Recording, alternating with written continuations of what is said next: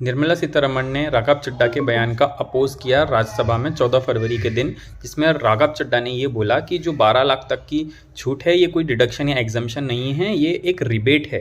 ये रिबेट भी किसी कंडीशन के बेस पे आपको मिलेगी। अगर आपकी इनकम 12 लाख रुपए तक ही होगी तो ही आपको छूट मिलेगी इनकम टैक्स में। अगर आपकी 12 लाख 1 रुपये भी सैलरी है तो आपको 4 लाख के ऊपर की इनकम पे टैक्स देना पड़ेगा। तो ये बात उनकी सही थी, जिस पर निर्मला सीतारमण ने ये बोला कि ऐसा नहीं है। 12 लाख अगर 10,000 रुपये किसी की इनकम है तो सिर्फ 10,000 रुपये पे करने पड़ेंगे एज अ मार्जिनल रिलीफ, ठीक है, टैक्स के लिए। जबकि 12 लाख 1 रुपये जैसे ही इनकम होती है तो पूरे 12 लाख का टैक्स देखें तो कुछ 75,000 के आसपास बनता है, मोटा मोटा इतना कुछ बनता है।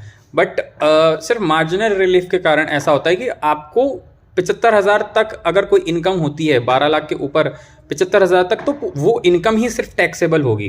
बट इसका मतलब ये नहीं है कि 12 लाख तक की इनकम कोई एग्जम्पशन या डिडक्शन हो गई है। एग्जम्पशन होती है जैसे कि 4 लाख की इनकम तक, कि 4 लाख तक तो इनकम में छूट है ही, उसके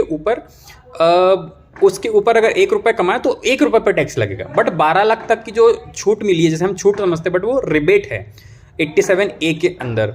तो उसमें यह है कि अगर 12 लाख 1 रुपये भी हुआ तो आप 4 लाख पे वापस जाएंगे और वहाँ से आपकी इनकम पे टैक्स लगेगा।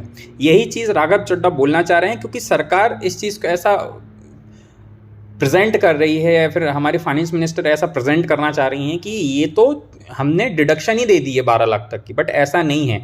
मान लीजिए कि जैसे कि आप बोल सकते हैं कि जो गरीबी रेखा है, BPL कार्ड होता है, एग्जाम्पल थोड़ा सा आपको लग सकता है अनॉय करे, बट जैसे 12 लाख तक की जो BPL कार्ड होते हैं, अगर किसी के पास BPL कार्ड है तो उसको कंट्रोल पे गेहूं सस्ता मिलता है, ठीक है।